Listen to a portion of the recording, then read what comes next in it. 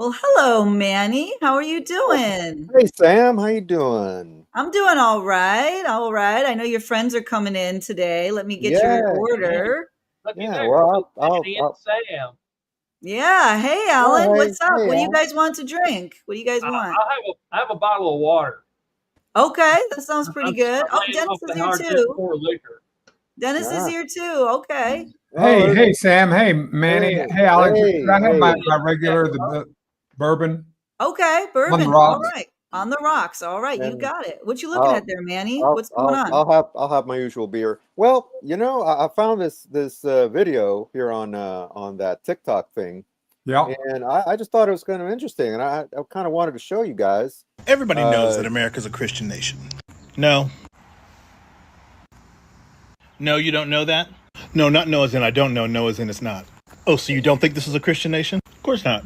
And why not? We don't take care of the poor, we don't feed the hungry, we don't take care of widows and orphans. Well, we don't welcome foreigners, we don't forgive those who trespass against us. Stop! We celebrate rich people. No. Yeah. No, no. Yeah, yeah. No, I'm saying the country was founded by Christians. What, you're saying the founders weren't Christian? Did they have slaves? Did they give women equal rights? No, I'm saying the Constitution was based on Christian morals. The Constitution forbids divorce? No. Well, Jesus did. No, I mean Christian morality in general. Oh, you mean all the stuff Jesus didn't talk about? No. That's exactly what you mean. No, Jesus is the Bible, the whole Bible. Well, actually, the Bible says that Jesus is the Word, and the Word came before the Bible. And the Word became flesh. I've read the Bible.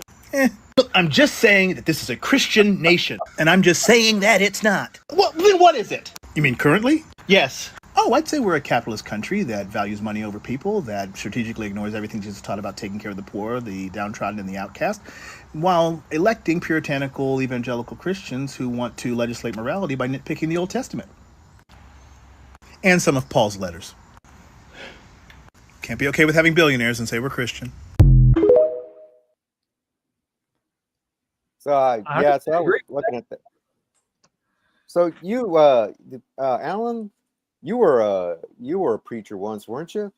What do you think about all that? that. You agree with that, or I agree with that guy's estimation. I was a preacher for 32 years, so I hung around with a lot of those kind of folks that believed in America was a Christian nation, founded by God to be a city on the hill, not hidden by a bushel basket, kind of thing. Well, did Uh, you believe that at that time? Did you, when you were in the midst of your pastorhood, and when you really bought this thing about Jesus and the only way and known, did you buy into that? That this is a Christian nation? Would you have bought into it? Kinda. That there were certain aspects of it that I didn't buy into. I've always been kind of a weirdo. It's like I believe that God had a plan for the United States of America, but it didn't include becoming a theocracy. Because I was an old time Baptist. Old time Baptists believe very strongly in the separation of church and state, mainly because back when then that was all kind of percolating around, they were the ones who were getting persecuted by the Anglicans and the Catholics and other more established denominations. So they were really hardcore on that whole separation of church and state. In fact, Thomas Jefferson, first brings up the idea of wall of separation in a letter to the Danbury Baptist Association, and because they were very concerned about having a national church that would violate their rights to worship. But as Baptists got more popular and kind of took over things, they have become more and more Christian nationalist in their orientation Right. over the.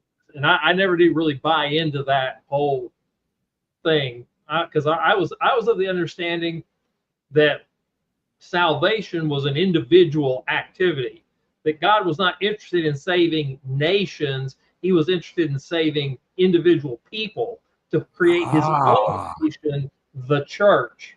so that got you out of it. So, Manny, what do you think of this whole Christian nationalist phase? Because it really it disturbs me. I don't quite know what to think. What we're doing here in Texas. I Well, mean, it's just a well, you know, as a, I mean, I used to be a Christian myself, you know, uh, and I don't know if I, you know, they say that once you're born Catholic, you're Catholic for life. You just stop going to church, right. basically. And that's You're that's a yeah, lapsed. yeah. They call them lapsed, right? I mean, I that I am so lapsed.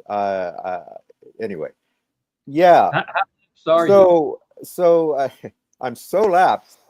I can't even remember. So yeah. anyway, so yeah, but you know, as I was growing up, I never heard that. I never heard the stuff about America being a Christian nation, just that there were a lot of Christians, you know, and you know, you grew up with Christmas and you grew up with all the different holidays, but also I knew that there were all these other holidays, you know, with these strange names like Yom Kippur and Ramadan. And I'm like, what the heck's that? And I started learning that there were other religions, and I was like, what? What's that about?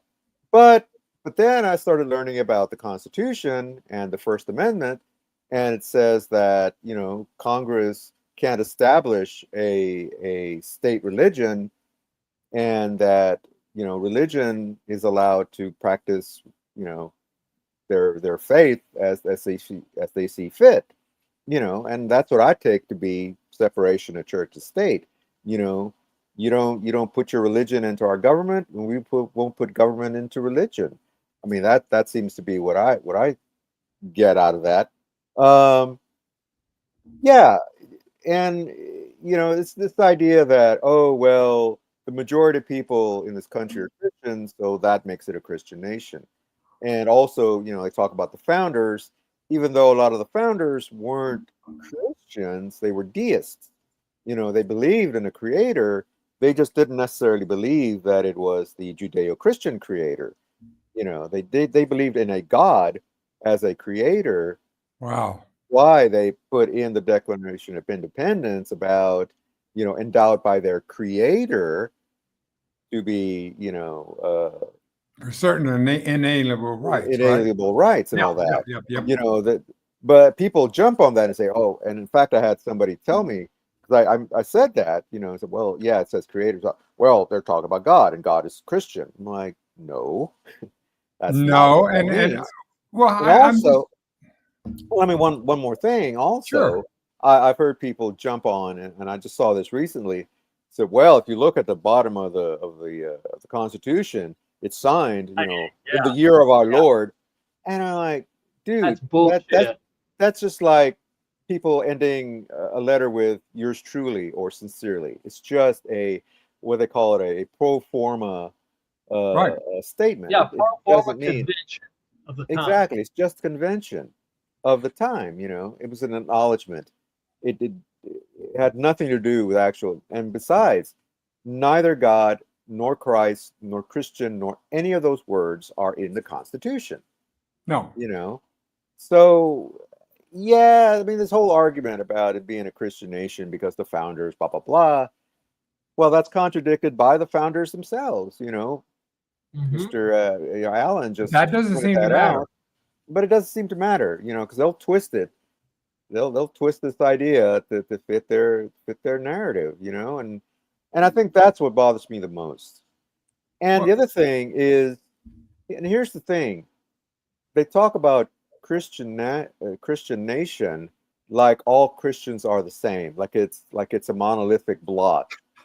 And oh my God, there's how many different Christian faiths or denominations out There's there, over and then 40,000 different Christian denominations. exactly, and not to mention all the non-denominational independent churches that are out Mhm. there. Not yep. to mention, so like, okay, so which version of Christian are you talking about when you're talking about Christian nation? You know, Yep. because you know the Baptists have a whole different idea of what that means from the Catholics, and then what about all the Jewish people in this country? What about all the Muslim people in this country? And they're saying, well, they don't count. You know, in fact, I heard one of these Christian nationalist pastors saying, "Oh well, when we take over, basically, we're not going to allow Muslims to hold elected office, or they're not going to, we'll probably just kick them out of the country because this is a Christian nation, belongs to us." Well, first of all, not allowing anyone other than Christians to participate in politics is unconstitutional based on Article 6 of the Constitution. Exactly. But they seem to be saying that, well, it doesn't matter, because the Bible. Well, same Article 6 says that the Constitution is the supreme law of the land, not the Bible, folks. Exactly. I We got him started, haven't we, Alan? I tell you what, our man is on a roll. He's not. Yeah. Well, this whole Christian nationalism thing, there are two streams that feed into it. There's the Calvinist stream. They're the originators of the whole idea of Christian nationalism, because they believe in a eschatology, an end time understanding of the end times called. Oh, speak to me in language I can understand. Come on, now, you know me. Explain it to me like I'm 5, Alan. Don't give me eschatology, whatever the hell that word was. Come on, Alan, stop it. Study of the end times. That's all I needed to hear. Why didn't you say that? Why would you just show off your damn vocabulary? You're such a show off, Alan. I got fucking autism, man. I'm info dumping, man. Hey, come on, fellas. We're all friends here. All right. Anyway, speak to me in plain language, Pastor. I mean, for God's sake. Let me get back to my two streams here. Okay. First stream is Calvinism, and they have an understanding of the end of the world called postmillennialism. And what that means is they believe that instead of there being this, you've heard of the rapture of the church and all this stuff. Sure. A whole bunch of books written about it. Yeah. Instead of there being a rapture, what happens is God uses the church to make the world better and better and better and better and better. And then when it's so wonderful, no one can stand it anymore, Jesus comes back. And that's why they have to take over the world, because you can't make the world better and better and better and better unless you control the government, first of all, of the United States, and then you use the government of the United States to Christianize the rest of the world and make it the wonderful Christian paradise that Jesus is waiting for. And that's called dominionism. Take dominion over the world, based on Genesis chapter 1, where it talks about how he gave them dominion over everything on earth. And then also based on the idea that Jesus is going to come back to this whole wonderful paradise. And there's several different groups running around that are involved with that. There are the Christian Reconstructionists, the Dominionists, and the New Apostolic Reformation. Rick Perry, our former governor. Here you're doing a graduate or PhD level course in this. Can't you make it so I can understand what you're talking about? What is your point? What is the point? The point is that I'm losing the thread here. The point is they have an understanding of the Bible that makes them want to take over the country and turn it into a Christian country. That's the whole point. Now you're talking my language. Now I can understand what you're saying. Great. Well, see, I thought I was talking to smart guy. No, not me. Listen. I need it boiled down because it's been a long day. My mind. Okay. I don't have all the same brain cells I had in the morning. So I need I need you to give it to me, because I have questions. Like, here in Texas. I'm sorry, were you done? No, I have one more stream. Okay, stream 1, Calvinist people who use the Bible to justify taking over the world because they want Jesus to come back. Right. Stream 2 is a guy named David Barton. Have you ever heard David Barton? Oh yeah. He claims to be a historian, although he does not have any kind of graduate degree in history. And what he does is he collects all these old documents and stuff. So he takes people to his document storehouse, whatever you want to call it, and shows them all this stuff and says the founding fathers were Christians and they did Christian this and they did Christian that, and they were all Christians and they meant for the United States of America to be a Christian country. And he shows them old Bibles and all this stuff, and sucks them in. He provides kind of the he provides the evidentiary. He gives them the evidence, the proof that America is really a Christian nation, even though it's all bullshit that what he's putting out there. And he is the face of that for a lot of Christians, particularly if you're a Baptist or a Pentecostal or somebody like that. Then you're gonna know who David Barton is. No kidding. And he's got a whole stream. He's done enough that he gets an entire stream. Yeah, and he also how did I not hear of a guy that has a whole stream? I heard of Calvin. He and not Calvin and Hobbes, but Calvin. Yeah, Calvin. And then this guy, this Barton. David Barton. David Barton. All right, and he has a whole stream. He does. How did I not know that this guy who has an entire stream? This is educational. I am so glad that you're bringing me up to speed, because I'm obviously out of it. Well, see, the reason why you don't know about this is because they're really good at making sure you don't know about this. David Barton only talks to people that he's like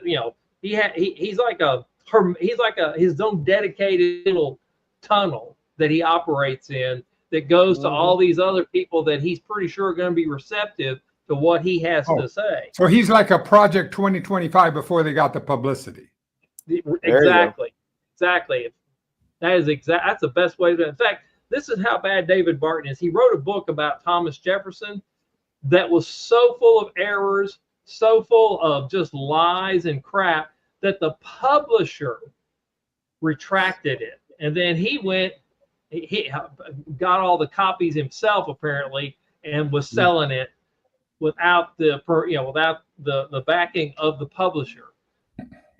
That's how bad this guy is. He all right. Well, we'll have to pick him up. Listen, I want to ask you guys a question. I have something on my mind that you guys have brought up, if we can.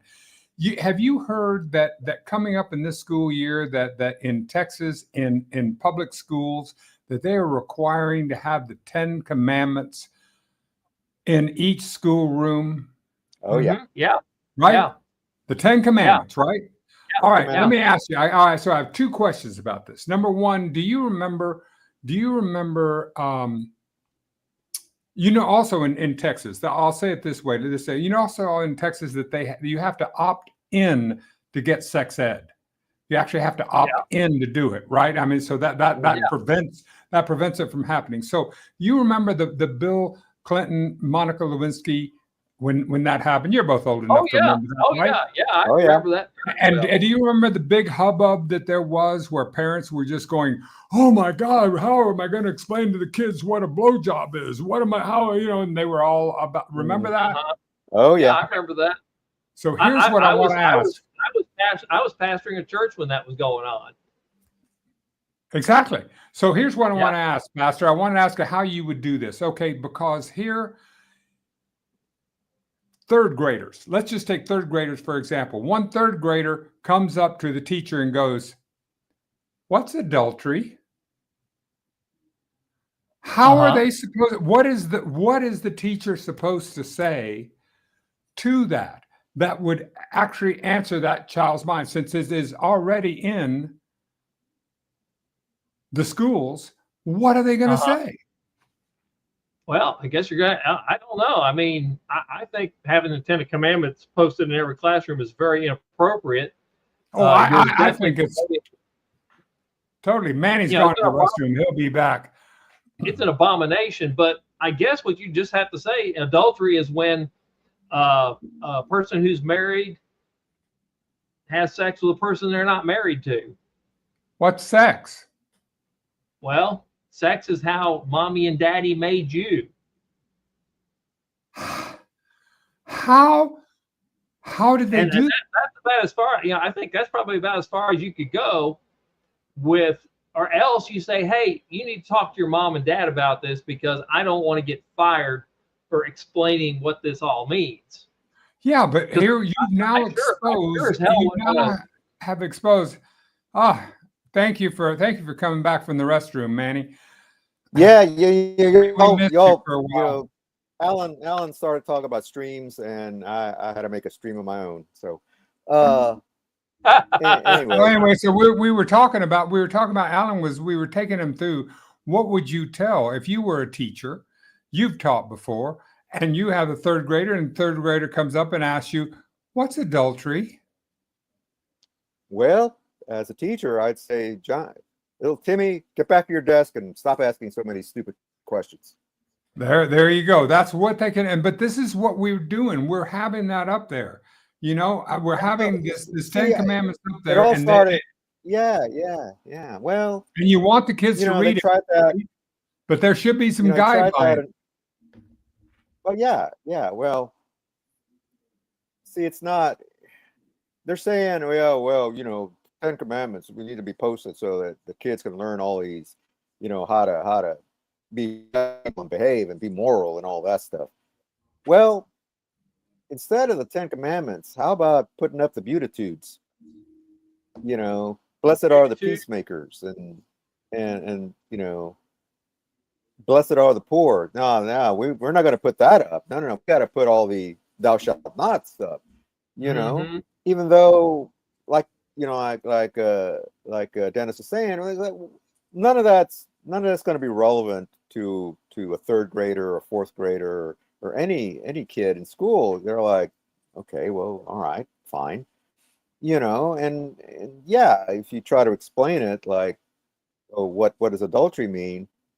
Well, what do you do? He said, well, that's when a mommy or a daddy, sees somebody else that's not their mommy or daddy, sees another person. They see them. I see people all the time. What do you mean? Well, I see Billy over there. I see Joan. What do you mean see? See, exactly. See, you're He got me with this too. And this is what I'm asking. I mean, there should be some guidelines. I think I want to ask some school boards exactly what are your guidelines for your third grade teacher to explain adultery to the kids who are curious. I'd like to know what the school board is going to say. What are your guidelines? Because you're asking them to have that, and you're asking them to pay attention to it. So what do the second graders hard to read, but third graders, by the time you're reading in third grade, yeah, they're going to be asking those questions. Yeah, you're right. No. Yeah. You're absolutely right. But I've seen people do that. I've seen clips of people asking, or they were asking the guy who's in charge of the Department of Education in Oklahoma similar questions, and he basically was like, "Stop asking those questions." Just that. Do what I say. Because exactly. Oh well, you're just you're one of those anti-Christian, commie, liberal, whatever, we're I'm trying just to asking protect the the question. morals. I want to know how they're supposed to answer. They don't want you asking those questions, Dennis. They don't want you asking those what questions. if the kid asks the questions? You want the kid to to read these, right? Yeah. What do we do if the kid reads it and asks the question? There should be some guidance so that I'm over listening to all this. I want to say, because y'all you got into this sex thing. I don't know if you guys remember the 10 Commandments, but I would say that the first 3 are probably more problematic for a secular teacher trying to talk to different kids of different religions. Alan, you know the first 3. Alan, I think describing that is much more complicated than describing adultery. I am the Lord thy God who brought thee out of the land of Egypt, out of the house of bondage. Well, Thou who shalt is have no who is God the Lord before me. your God? Where is Egypt? Why are we're in America? You see, I got multiple issues and questions before he even finished this first Yeah. sentence. Yeah. Yeah, Well, you know, absolutely. I don't mean, you love Sam coming over and offering us her opinion while she's out there serving them? She keeps those eyes, yeah. she keeps those ears open. I She hear knows, Oh, all of she it. knows I what's got my going eye on. on you, especially she you, she does. She especially knows. you. Especially Dennis, huh? She's a she's a She's smart little got her cookie. eyes on you, bro. She does. She doesn't. I don't. I'm trying to figure out just exactly how we're going to to deal with this time that's coming, because it feels like that Well, the Christian nationalists are really on the rise. Oh yeah, they are. They are. But going back to that whole Ten Commandments thing for just a minute. Oh, Uh, please. the problem with having those posted in the classroom ultimately boils down to the fact that you don't have all the people going to church like they used to in the first half of the 20th century back into the 19th century. So those kids have no context whatsoever to understand what that is up there on the wall. They're gonna look at that and they're just like Sam said, hey, who's the Lord thy God? Who's that? What is that? And you're basically just introducing confusion, and you're not going to get the morality. I mean, I'm not sure you're ever going to get the morality by just posting a list of rules from an ancient textbook written by goat herders who didn't know where the sun went every day when it went over the horizon. I don't know exactly. that's going to be helpful to the little kids with morality. It'd be a lot simpler to like just lay out some rules and say, hey, number one, don't hurt people. Number two, don't steal from people, or never take stuff that doesn't belong to you. That kind of thing. But it's not Yeah. going to do good to have, particularly if it's going to be in the King James, which I'm sure that's what they're talking about. They don't want some modern translation. It's got to be King Jamie because that's the received text, Textus Receptus from Said the victors. a bunch of old Anglican divines in 17th century Britain were working off of a text translated or put together by a guy in the 16th century in Holland, in the Netherlands. So wow. See, Alan, why can't you talk like that more often? See, you're talking in language I can actually understand with my tired old brain and all that. That is brilliant. That really helps me. Well, good. I'm glad that helps you. Well, thank you. Oh, listen, guys. This has really been great. You've helped me out. What I'm going to do is I'll report back as to what we have, but I don't think that we're done with this conversation. And the next time that we get together for a drink, I'd like to maybe continue it and figure out what else we're going to talk about while we fix the world. Okay. Well, yeah, because this is really important. This whole Christian nationalism thing, because they're trying to turn our country into a theocracy. That's the whole point. Mm-hmm. It's going to be some version of the Handmaid's Tale, right? Without the nuclear warfare, probably. Right. Yeah. And how we have that, and we're having that, and I mean our Secretary of Defense, Pete Hegseth, belongs to an ultra conservative evangelical church. Yeah, it's one of those Calvinist churches, like I was talking about. Yeah, they're part of this very small denomination of they're not Presbyterians, they're Reformed evangelical churches, and they're very, very, very super conservative. Oh, well, God, it was so nice seeing y'all today. Thank you for coming and having a drink with me, and I'm so grateful that Sam keeps the bar open late for us so that we can sit down and solve the problems of the world together. I wouldn't have it any other way. So I'll see you fellas next week. All right. You gotta skedaddle so I gotta clean up so I can get home and do my thing. Okay. Okie dokie. All right. Bye, guys. Love you. Bye. All right. Bye. We love you, Sam.